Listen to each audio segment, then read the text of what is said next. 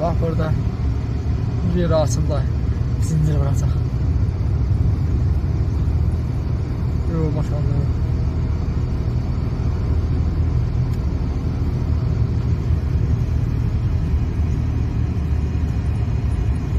Ordus.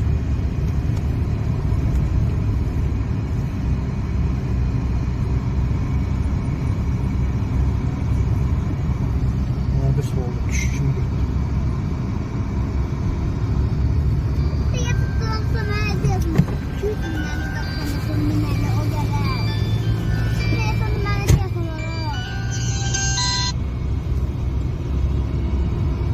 Roşunda görünmüyor aynı. 21 22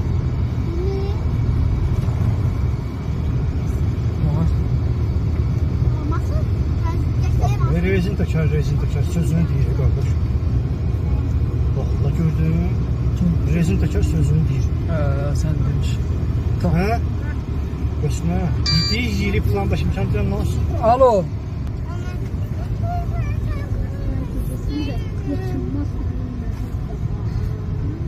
O kabını attım. Kıymete yazdı. Ha? Kaçta zinciri? Diyan hep bırak küreği tutan yerde ölçüyor. Soyuk olar burada bize. Yok o bomba hava var. Sanki o restoran için nasıl ya? Oralap küleydi. Onda benim bunda anlatsın burada. Onu burada sıra buraya. Tapancam yok. Aa kapıda esersin ha.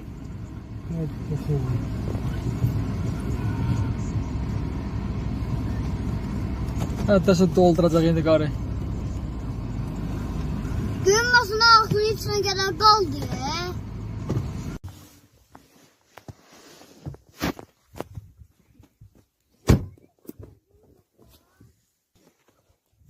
Haydi qara bax dayı. Asor bu kardeşim. Asıl. Cennet kardeş. Şamakaya yapsın en Cennet kardeş. Cənnət qardı həqiqətən. Kurban olum Allah'a. Yağacak inşallah.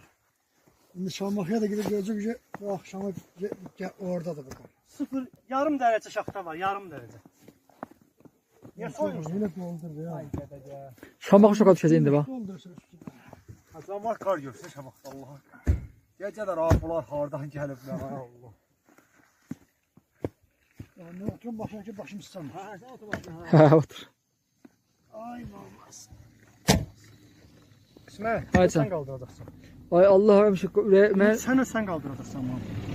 heç Sən sən. da böyle canın çıksa da gel. Rəsul, gəl çıxan kömək edərsən. Sen kaldıracaksan uğraştı kaldır onu.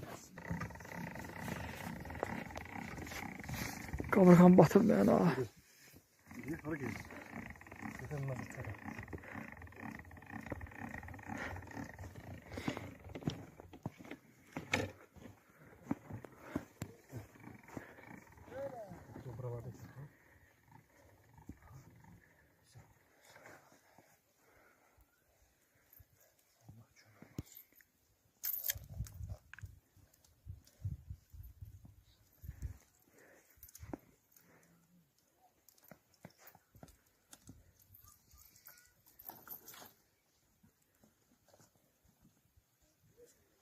Şamağa qar görəcək axır bizim.